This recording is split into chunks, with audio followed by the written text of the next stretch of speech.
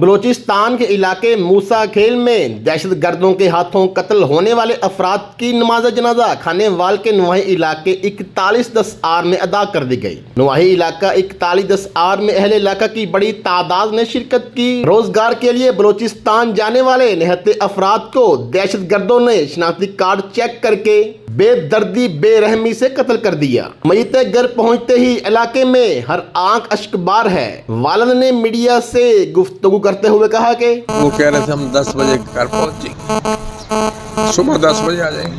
Driver سے بیچارے گڈی تو ہور بنے رہی ہے، عبور بھی ہوتے تھے، ادھر ڈرائیوری تھی گئے، شادی ہوئے کوئی 6-7 مہینے۔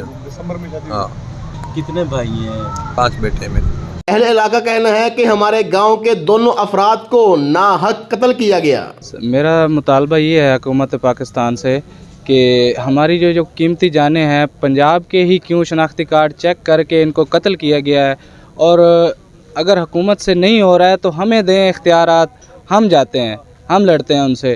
مہربانی کریں، اس کو روکیں کہ کب تک چلائیں گے یہ سب کچھ، اور یہ بالا حکام جو ہیں اس کا نوٹس لیں۔ اور ان کو بے دردی سے قتل کر دیا گیا۔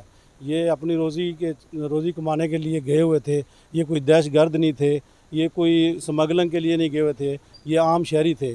کیا ان کا کیا قصور تھا جو ان کو بے دردی سے قتل کر دیا گیا؟ میری حکام بالا سے یہ اپیل ہے وزیر اعلیٰ مریم نواز اور شہباز شریف سے کہ ملزموں کو کیفر کردار تک پہنچایا جائے۔ اہل علاقہ کی جانب سے بتایا جا رہا ہے کہ ندیم اور ضیاء عرصہ دراز سے ڈرائیور تھے اور دونوں قریبی دوست تھے۔ کوئٹہ سے انگور لے کر کھانے وال آ رہے تھے کہ بدقسمتی سے موسیٰ کھیل کے قریب دہشت گردی کا نشانہ بن گئے۔ ضیاء کی شادی 7 ماہ قبل ہوئی تھی۔ ندیم کی عمر 27 سال بتائی جا رہی ہے۔ عرصہ کی جانب سے کہا جا رہا ہے کہ حکومت پاکستان سے مطالبہ کرتے ہیں کہ وہ ان جو دہشت گرد ہیں ان کے خلاف سخت کارروائی ایکشن لیں، ان کو کیفر کردار تک پہنچائیں۔ یہ دونوں بچے ہمارے علاقے کے بہت انتہائی شریف آدمی تھے، بہت ہی اچھے ملنسار بچے تھے۔ یہ بغیر قصور کے، بغیر کسی وجہ سے ایسے شناختی کارڈ دیکھ کے چیک کر کے ان کو گولیاں مار دی گئی ہیں۔ یہ کیسا سلوک ہے پنجاب کے ساتھ؟ جی کیا کہنا ہے جی، بہت افسوس ہے اس کے بارے میں، بہت زیادہ افسردہ ہے۔ اور تقریباً یہ پورا ضلع اس طرح کا ہے، تقریباً آئے دن یہاں کوئی نہ کوئی واقعہ ہو جاتا ہے اس علاقے میں۔ میرا بہت قریبی دوست تھا، وہ ہمارا کلاس فیلو بھی تھا۔